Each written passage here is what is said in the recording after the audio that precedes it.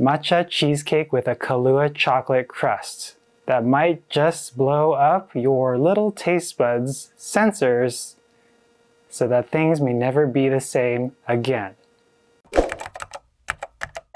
Want to get the Japanese cafe experience from the comfort of your own home? This video is brought to you by the Japanese Cafe Club. If you'd like to make that experience a reality, check the link in the description to learn more.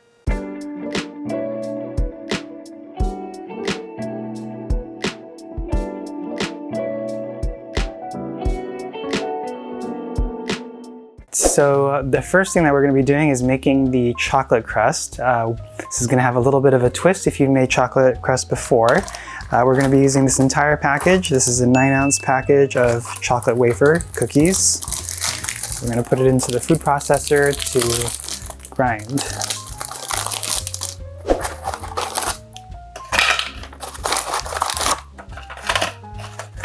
So this is a 4-cup processor. I'm going to do it in batches.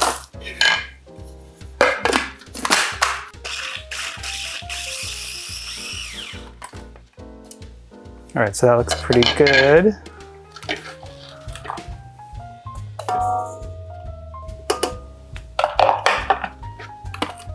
And then we'll do the other half. And then here I have a teaspoon of espresso powder. And then we're gonna put in about a tablespoon of chocolate, cocoa. So this helps to make it extra chocolatey, and this is just regular baking cocoa. If you want to use dark chocolate for an even darker flavor, you could also try that as well.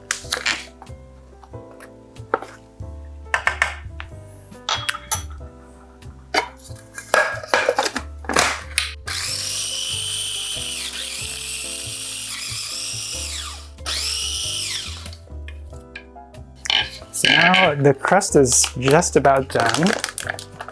What we're going to do is whisk everything together.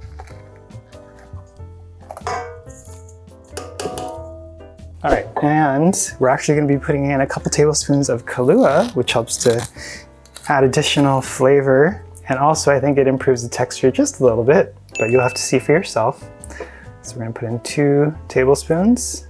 And we're going to put about 6 tablespoons of salted butter. If you're not using salted butter, just add a generous pinch of salt. This is pretty soft, so I think we might be able to get away without melting it. And then as soon as it's all mixed together, we'll go ahead and put it into our cheesecake pan. Almost forgot to put in the sugar. So we'll do about 2 to 3 tablespoons, depending on how sweet or unsweet you like your crust.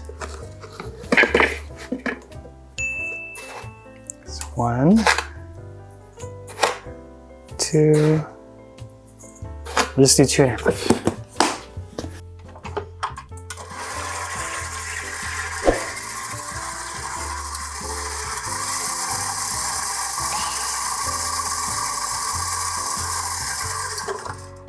All right, so there's our crust. We're gonna go ahead and transfer this.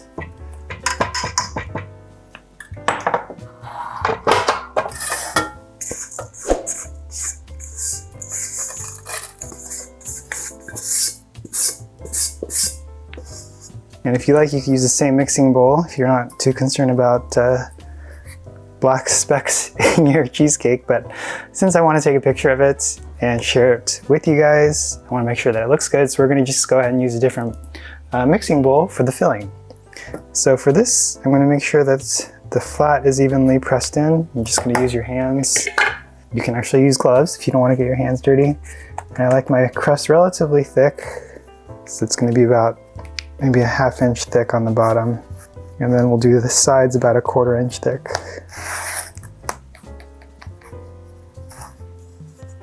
And I'm just pushing down a little bit to make it thicker and then also even at the same time. And making sure that it's compact. All right, so now we can go ahead and do our filling. And in the meantime, what you want to do is cook a little bit of cream. We're going to be using about 2/3 cup. And this is actually 1/2 and 1/2. I didn't have cream on accident, so this is going to be a little bit of a lighter cake. You're just going to gently heat this with about a half cup of white chocolate chips. So we're gonna just heat this until the chocolate has melted, stirring occasionally. We also have here about 6 tablespoons of raw sugar. This has a little bit of a different flavor profile than white sugar. If you haven't tried it yet in your cheesecakes, it might be a good way to change things up. So I'm actually gonna put this in here with the chocolate chips so that it also dissolves. Since they're larger pieces, you could also process it in your food processor, similar to my recipe for the financiers. If you haven't seen that yet, make sure to check it out in the description. It's a very fine sugar and it helps to really give it a crunchy crust, at least for the financiers, not necessarily for the cheesecakes. But the point is you can adjust the fineness to your liking. All right, so for the filling, what we're going to be using is 2 blocks of cream cheese, full fat of course, and you want to make sure it's at room temperature so they've been sitting out. Same with the eggs, we're going to be using about 4 of them. We're just going to combine everything. And we're going to just get this last thing in here.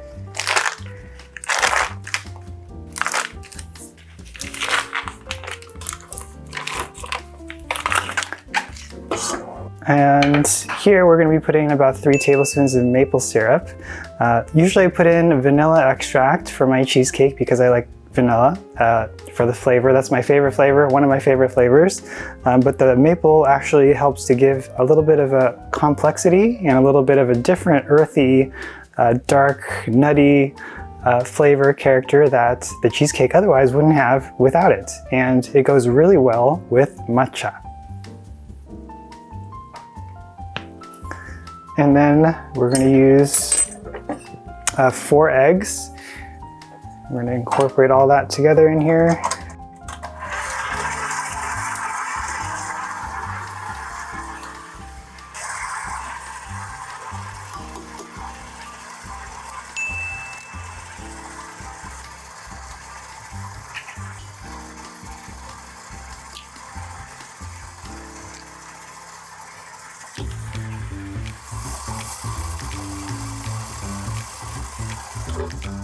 All right, and last but not least, actually almost last but not least, we have some cake flour, which we're going to be adding to the mixture here for a little bit of a improvement in the texture. So there's 1 teaspoon and a half.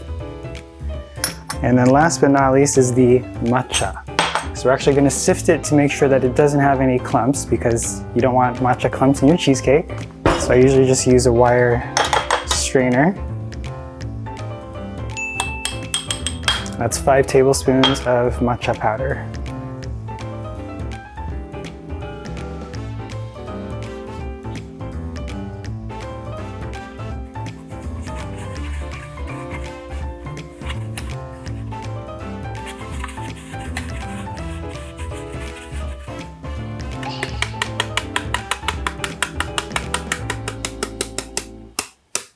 All right, so now that the matcha has been added, the last thing is going to be to add the white chocolate, sugar, and then we're going to transfer it to our cake pan. So here's how this looks. Most of the white chocolate is soft, so you can see it squishes pretty easily. It's still, some of it's still keeping its shape a little bit.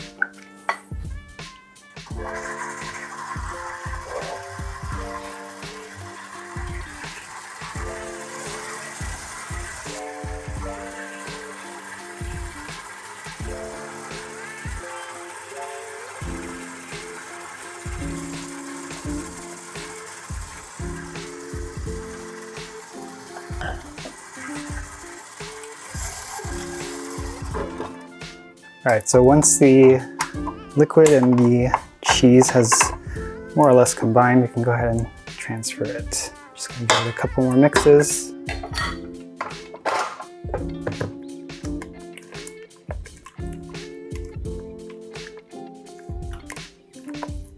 Some of the cheese was stuck to the side, so we're gonna whisk it really quick to make it all nice and uniform.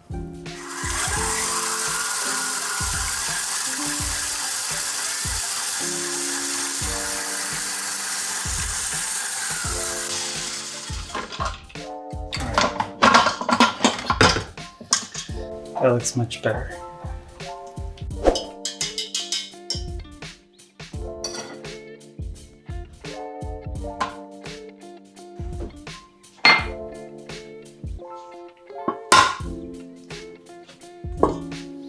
Okay, now we just need to bake it at 320 Fahrenheit until it turns nice and brown on top. So the cheesecake has baked and cooled. We are gonna go ahead and remove the pan from the bottom and then we'll serve it. So I usually like to separate it as cleanly as possible. Gotta make sure you get in between the crust and the cake. And this is not non-stick, so that's why I'm using metal. So you gotta be careful. I know some cheesecake pans have a non-stick coating, for which you probably don't wanna be doing this. All right, I think it's loosened up enough. All right, so we're gonna go ahead and remove it. Oh yeah, smells amazing. And now I gotta transfer it. You could actually take the bottom off if you really want to, but I just leave it until it's mostly gone. All right, and I used to have a nice pie cutter, which got rusty, and I need to get a new one. So we're just gonna use a regular kitchen knife here.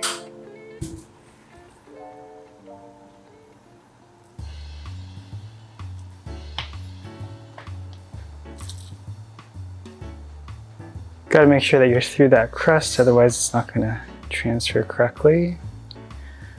So there it is.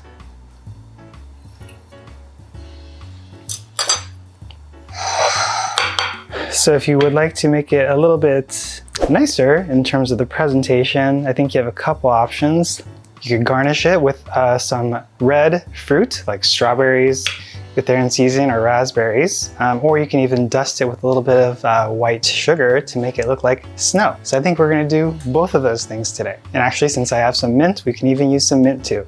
So first, put a couple raspberries here.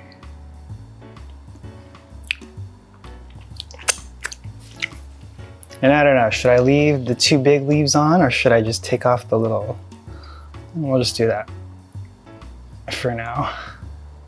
And my favorite decorating tool. It's like one of the easiest things to use and it can make anything look really nice, actually. So if you haven't gotten a specialized tool like this little Ocho dust wand, I would recommend it. Link it in the description below. Makes your desserts and whatever else you want to be the dust fairy of look really nice. So I'll show you what I'm talking about if you haven't seen it before.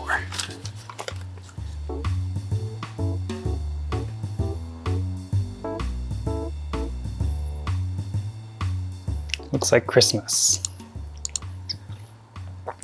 I know the green is a little bit of a puke green, depending on the light that you're looking at it under.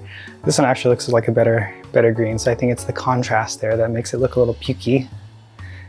But it's matcha, and it's gonna taste amazing. Here it is.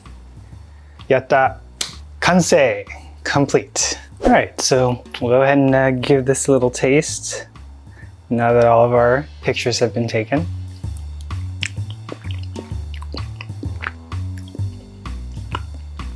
Kahlua really makes a difference.